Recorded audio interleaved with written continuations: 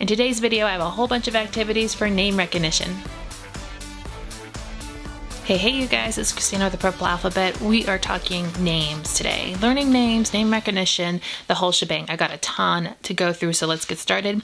What I did is I printed out name, and in your case, this could be your child's name, but for sake of example, I'm using the name. And then as you can see here on each line, I just took away one letter.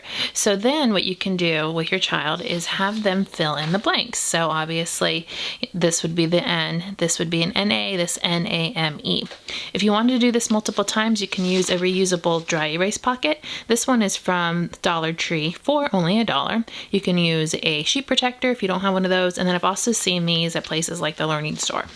These are great because you can just slip your little sheet right in and use it over and over again, so that way you're not wasting paper and you can do this multiple times. And then you can just do the activity. If you make this at home, just be really aware of the fonts you're using. You don't want to use fonts that aren't, close enough to actual penmanship that you want your child to learn. And then also, just a little tip, make sure they're not all in capitals unless you're teaching all in capitals, because when a child writes their name, they don't typically write their full name all in capitals. So just something to consider and varied upon whether or not you're learning capitals and lowercase. So I also printed out the name in a larger font all the way across the paper. Now this is much bigger than the last one. I'm going to use that same dry erase pocket that I had before. Now you can do several things with this one. You can do a simple finger tracing, N-A-M-E. You can do a dry erase marker tracing right over it. You can even do an imitation underneath of it. Then you can take out something as simple as clay or Play-Doh and then make it into a Play-Doh mat and form each letter using your dough directly over it or directly under it. It's a really great tactile way to learn your name and how it's spelled.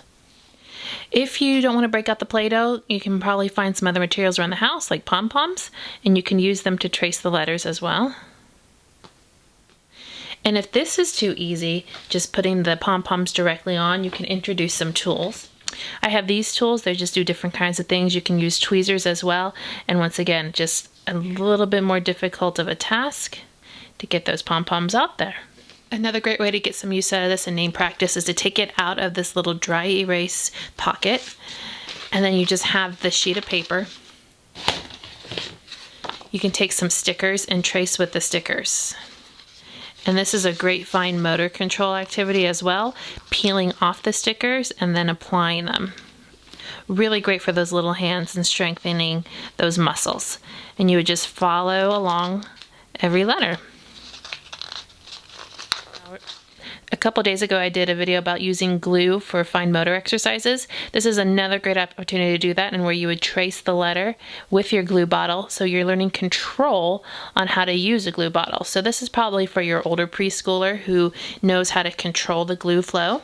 And then you can glue anything on here, sequins, beads, Cheerios, the little pom-poms, and you would just basically glue around every letter until you're done with your name. So I know pretty much everybody has those magnetic letters. These came from the Target Dollar Spot. These are pretty common too. I think most people have these. They're at the Dollar Tree.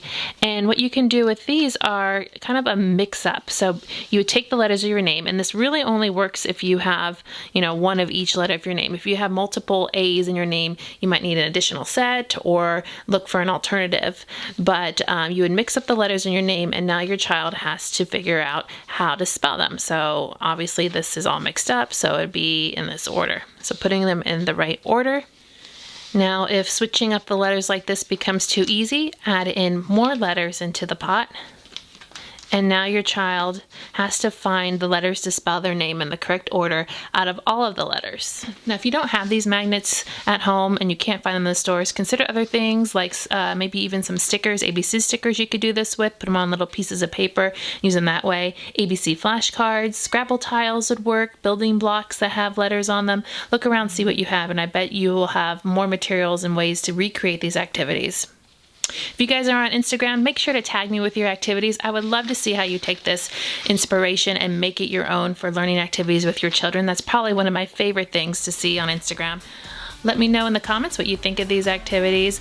Give me a thumbs up to show your love and click subscribe to see more. See you next time.